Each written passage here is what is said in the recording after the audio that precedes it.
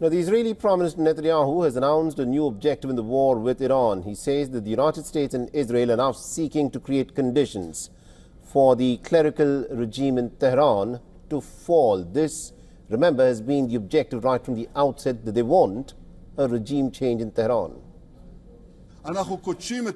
We are crushing the nuclear infrastructure, the missile and launcher array, the suppression headquarters, the regime's power centers, and many other goals. At the same time, we are working to advance another goal, to create the conditions for the Iranian people to be able to bring down the brutal, tyrannical regime that has tyrannized it for almost 50 years. However, during his address, Netanyahu clarified that any change in Iran must come from within the country, as he urged the Iranians to take to the streets and to bring about that change. But he also admitted that there is no guarantee that the Iranian people will in fact rise up against the regime, despite what he described as the optimal conditions created by the United States and the Israeli actions.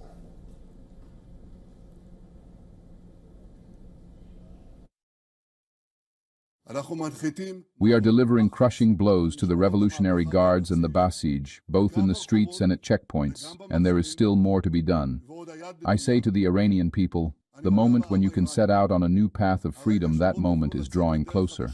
We stand beside you, we help you, but in the end it depends on you. It is in your hands. Now, Netanyahu's address came just hours after Iran's new leader, Mojtaba Khamenei, vowed to avenge the blood of the martyrs. Khamenei also warned that all American bases in the region should be shut immediately, or the attacks will continue. Responding to the warning, that Netanyahu issued a veiled threat against Iran's new leader. We eliminated the tyrant Khamenei, as well as many senior figures in the terrorist regime. We eliminated the old tyrant, and the new tyrant, Mojtaba, the puppet of the Revolutionary Guards, cannot show his face in public. I wouldn't issue life insurance policies on any of the leaders of the terrorist organizations. This is their patron of terrorism, and I don't intend to provide an exact report here about what we are planning or what we are going to do. All right, so that was Benjamin Netanyahu there, not exactly being very delicate with his words. The Israeli Prime Minister also said that he has warned the Lebanese government to take action against the Hezbollah, who on Thursday, in a joint operation with the IRGC, fired about 200 rockets at Israel. According to the IDF, Netanyahu warned that if Lebanon fails to disarm the group, then Israel will have to do it itself. How will we do it? On the ground, with the ground and other things. I am not going to go into detail here, but I assure you that we, as I said, will exact a very heavy price from Hezbollah, and it is better for the Lebanese government to precede us and participate in this process. If it does not do it, we will have no choice but to do it our own way.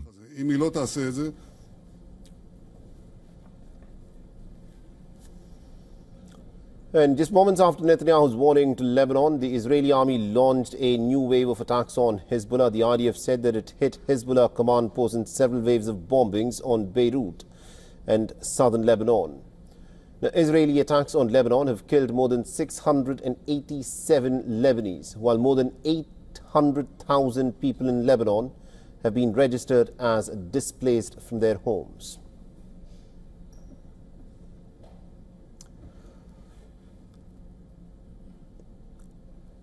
All right, now joining us on the broadcast, we've got Mr. Stephen Golub, who is a political analyst and a lawyer, and he's joining us live on WION. Mr. Golub, thank you very much indeed for joining us here.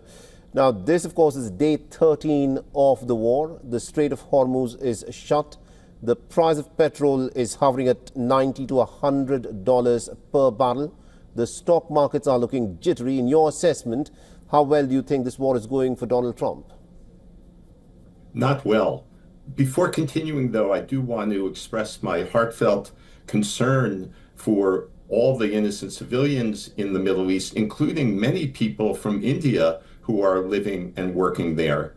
But to get back to your question, in some regards, yes, the U.S. has clobbered Iran, and Israel have clobbered Iran in terms of taking out 40 of their top leaders, decimating parts of their armed forces, especially the Revolutionary Guard,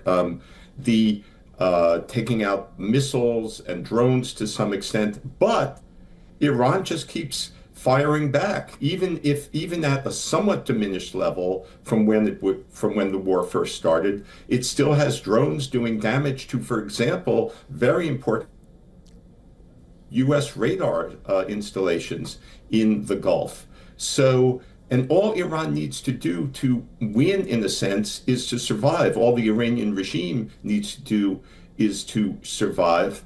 And let make no mistake, it's a despicable regime. It's mass murdered thousands or tens of thousands of its own people. However, in terms of what the U.S. is doing and the very mixed goals the U.S. is articulating, which vary from day to day, it certainly does not seem to be achieving a quick victory by any means. And whether it's even achieving a gradual victory remains to be seen. Right. Now, the question, of course, is what would it mean to be victory for the United States of America and the state of Israel, who've started this war? Because Donald Trump was pretty clear on day one. He wanted the people of Iran to rise up and take over their government once the Americans were done with their operations, which effectively meant that he wanted a regime change in Tehran. Benjamin Netanyahu, speaking a little while back, said that this was some kind of a new condition that the Israelis wanted in Tehran to happen. In your assessment, how realistic do you think is a regime change in Tehran? Well, we could be surprised, but right now it doesn't seem to be that. Excellent points there. One I'll push back on just briefly a little bit is that, yes, I completely agree. Donald Trump has been talking about regime change or unconditional surrender. And then the next day, his Secretary of Defense, Pete Hegseth, seems to be that he was a telegenic Fox News host, says this is not about regime change. So one of the many problems has been the mixed messages, mixed goals the U.S. has been articulating. In terms of Israeli and U.S. goals, you could yet see the U.S. declaring victory in a week or two or three by Trump saying, okay, we wiped out a lot of their missiles. We wiped out or limited their nuclear capacity again, even though supposedly we'd obliterated that, according to Trump last year, and pulling out. I'm not quite predicting that'll happen, but that's one possible scenario. One additional factor to keep in mind, though, is that the U.S. and Israeli goals aren't necessarily the same. Right. Israel is much more concerned with wiping out Iran's ballistic missile capacity, whereas in terms of protecting the Gulf, protecting shipping, protecting the U.S. allies in the Gulf, drones are at least as much, or even Israel is very, very concerned with wiping out Hezbollah in Lebanon. The U.S. shares that goal, but I wouldn't say it's the priority to the same degree. The U.S. has not gone to war specifically against Hezbollah, is not attacking it, and Israel is. So the priorities overlap, but they're not completely the same. Interesting. Now, we'll talk a bit about the implications of what this war would mean for West Asia in a bit. But I want you to weigh in on what this war means for the American people at large. Now, all through his campaigning days, Donald Trump said that there would not be foreign forever wars under his presidency. But looking at how things are panning out, this is clearly a foreign war that is costing the American people $2 billion every single day. Do you think this is a betrayal by Donald Trump of his MAGA movement of Make America Great Again by focusing on American policies? Instead, what he's done is he's taken the United States into a full-scale war with a pretty formidable nation in the Middle East. Yeah, although, he's saying it's not a war because if it were a war, we'd have the U.S. Congress declaring war, and he hasn't bothered to explain or try to justify or get an act of war declared by the U.S. Congress. But that's just a technicality. Well, it shouldn't be a technicality, but from his point of view, it is.